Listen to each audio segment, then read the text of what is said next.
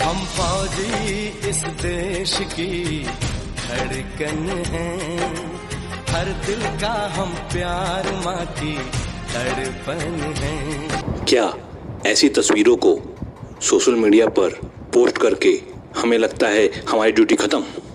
इस पर मैं वीडियो बना रहा हूँ जो शायद 1-2 दिन में अपलोड कर दूंगा, देखिएगा जरूर।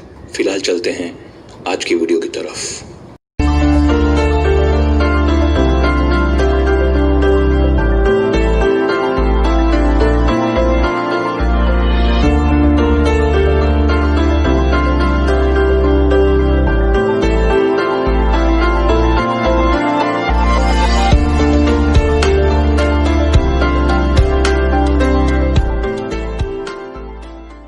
क्या उस हंसते चेहरे पर सिकन पड़ पाना इतना मुश्किल था?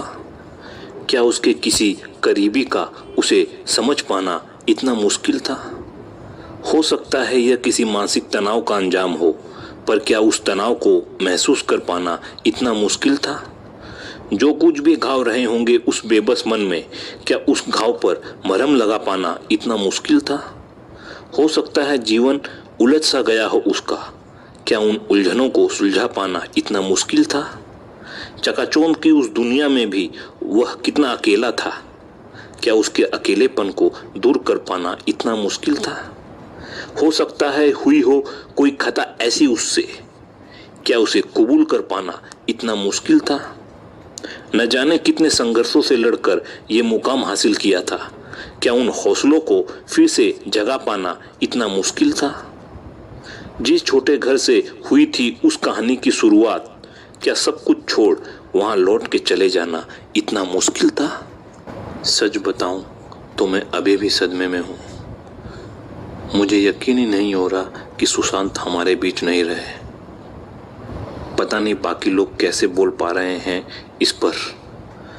इस वक्त भी मेरे अंदर जो हलचल मची हुई है उसको शब्दों में बयां कर पाना मुश्किल है, पर मुझे कुछ बातें बोलनी बेहद ज़रूरी लगी, तो मैंने इस पर वीडियो बनाने का सोचा। मैंने आज राम गोपाल वर्मा के ट्वीट देखे। उन्होंने एक के बाद एक करीब 15 ट्वीट किए, जिसमें वो साफ तौर पर नेपोटिज्म का सपोर्ट करते नजर आ रहे हैं। उनके अनुसार नेपोटिज्म के बिना समाज टिक ही नहीं सकता, क्योंकि नेपोटिज्म सामाजिक ढांचे का एक बुनियादी सिद्धांत है। उन्होंने यह भी बताया कि पॉलिटिक्स से कॉरपोरेट तक नेपोटिज्म कहाँ नहीं है। खैर, मैं इतनी डिटेल में नहीं जाऊंगा, मैं केवल बॉलीवुड की ही बात करूंगा। उन्होंने अपने ट्वीट में यह भी कहा कि शाहरुख खान अपने बेटे आर्यन की बजाय किसी और को लॉन्च करेंगे, वो भी सिर्फ इसलिए कि वो आर्यन से ज्यादा काबिल है। रामू जी, मैं आपकी बात से पूर्ण रूप से सहमत हूं कि शाहरुख खान को अपने बेटे आर्यन को ही लॉन्च करना चाहिए, पर करण जौहर शाहरुख के बेटे को लॉन्च करे, इससे हमें ऐतराज है। शाहरुख आर्यन के पिता हैं और कोई भी पिता ऐसा ही करेगा और करना भी चाहिए, पर करण जौहर के लिए आर्यन और एक छोटे गांव से आने वाला कलाकार दोनों समान होने चाहिए। जिसमें काबिलियत हो उसे काम मिलना चाहिए। मैं ये बिल्कुल नहीं कहना चाहता कि एक कलाकार का बेटा या बेटी एक अच्छे कलाकार नहीं हो सकते, पर बिना काबिलियत वाले कलाकारों के कारण बाहर से आए हुए कलाकार को दरकिनार करना बिल्कुल ठीक नहीं है। अब जो मैं बोलना चाहता हूँ, प्लीज़ वो बात कोई करण जौहर तक पहुँचा दे, आपकी बहुत मेहरबानी होगी। क्या आपको पता है करण जौहर को करण जौहर बनाने वाला कौन है? जी हाँ, आप बिल्कुल ठीक सोच रहे हैं, उस शख्स का नाम है शाहरुख खान। करण जौहर की शुरुआत ही हुई थी शाहरुख खान के साथ।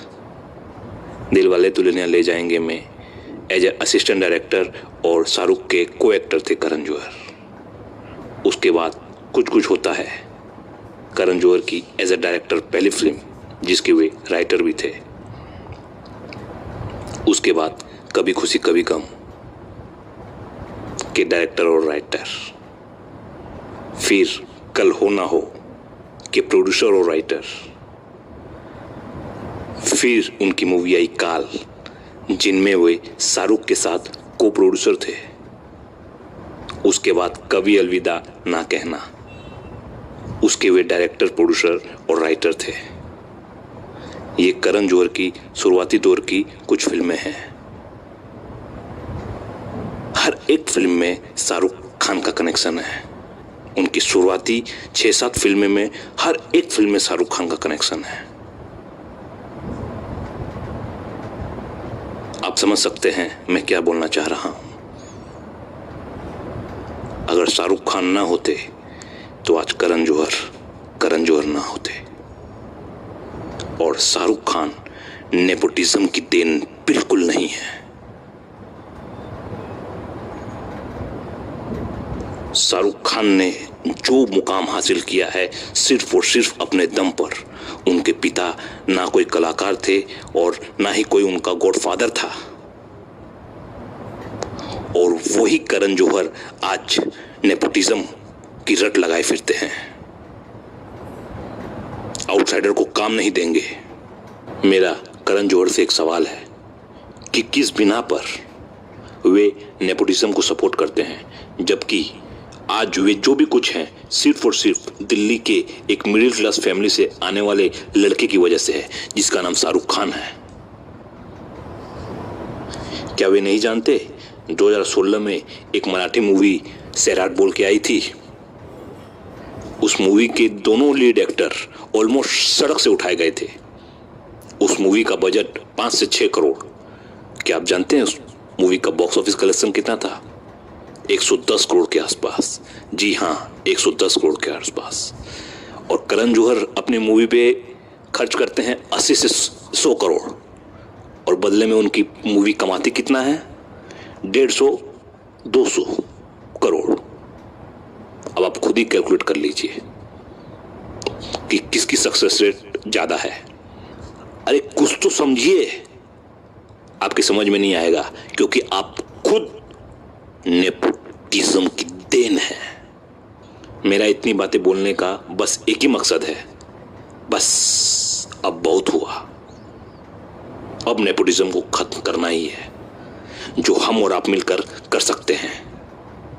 उनको ये बता देना है कि हमने ही बनाया है, हम ही मिटाएंगे। हमने ही बनाया है, हम ही मिटाएंगे। हमने ही उठाया है, हम ही गिराएंगे। धन्यवाद।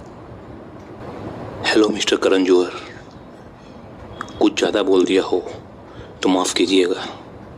अब बहुत हो चुका और बर्दाश्त नहीं होता। माना आप अच्छे जौहरी हैं, तभी आपने शाहरुख खान जैसे हीरे को परखा, पर उसके बाद क्या? शाहरुख खान तो हीरे हैं, आप ना होते तो भी वे चमकते। पर अगर शाहरुख खान ना होते तो आपका क्या होता? मुझे ज़्यादा बोलने की ज़रूरत नहीं। सिर्फ अपने कैरियर में से शाहरुख खान की फिल्में निकाल दीजिए, उसके बाद अपने कैरियर का ग्राफ देखिए। मुझे ज़्यादा समझाने की ज़रूरत नहीं पड़ेगी। मेरी बातों को दिल पर लगाने की बजाय दिल की गहराई से चिंतन कीजिएगा, तो बात शायद समझ में आए।